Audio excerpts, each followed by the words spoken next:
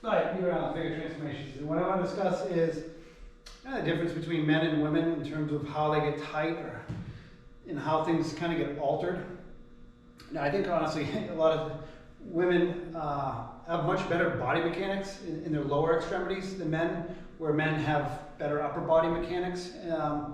It's kind of what they tend to work, and also kind of their postures when they're sitting and standing and stuff. So, you know, women tend to kind of keep their legs in, which opens up the hips, which is why they can get wider in the hips as they age, because they're building more tissue through their glutes, quadriceps, hamstrings, where men tend to kind of sit more like this. The glutes are really getting short and tight, kind of pushes the belly forward. Women at a young age kind of really start working in that drawing in technique, where men tend not to as much, maybe because of sports or whatever. Even myself included, I realized I started distending my belly too much. And this is where our muscles get memory. So if I'm working on pushing my stomach out all the time, it's going to keep distending. It becomes really hard to pull in. And that's what I started to understand more, is I want to be able to pull in, I want to be able to push out, but our core kind of gets really kind of stuck in a lot of ways. This is where I'm kind of debating on kind of some of the better core exercises and movement patterns. You know, planks are great and teaches us to kind of isometrically hold and pull in that tummy. So if we're trying to flatten out, that it becomes beneficial, but it doesn't quite help with our rotational movement patterns. And that's where it becomes really important to make sure that we're working in enough of these twists and turns and whatnot, because again, our obliques, you know, again, if I'm running a plank on the side, I'm just teaching it how to just stay there. I'm not working, again, my twists. So when we doing core and things like that, we want to make sure we're working that in.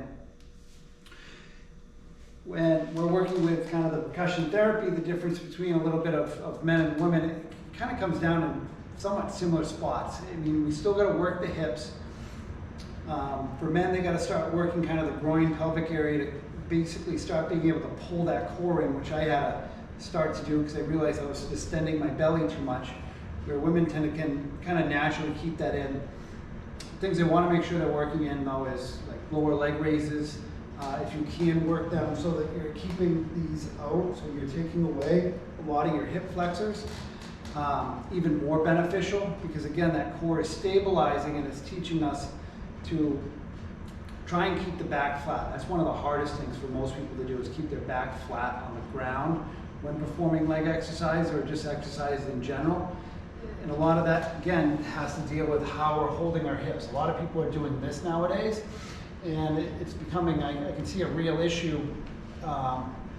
You know, mostly we're doing it because we're thinking everybody, you know, wants a bigger butt or whatever, but we're not realizing the implications it has on our upper body. This is kind of what sometimes can make upper body movements patterns a little more challenging for women. Also, they just don't have as much muscle. Men have more muscle ups in the upper body than women.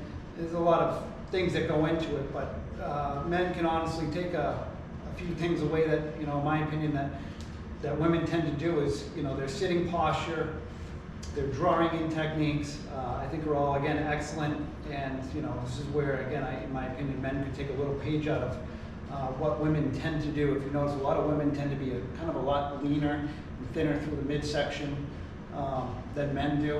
And this is all, again, just how we're holding our bodies, because our posture is what we do every day. So if we're not holding in our core, again, like kind of women tend to do, we're pushing out. You got to have one or the other. It's kind of, very rarely is there that in between, unless you're really active and playing a lot of sports. For men or women, you guys want to both start working that percussion through the hips to get that movement pattern going, so you guys can get better. Again, women develop a little bit more scar tissue back there, sometimes maybe because they tend to do legs more than men. Men just become kind of tighter and restricted through those hips. And again, you can kind of see it just in the form of, you know, men's hips versus women. Hopefully this was helpful in answering any questions and understanding kind of the difference between kind of posture for men and women, and how it influences how we move and what we do for exercises. Thank you.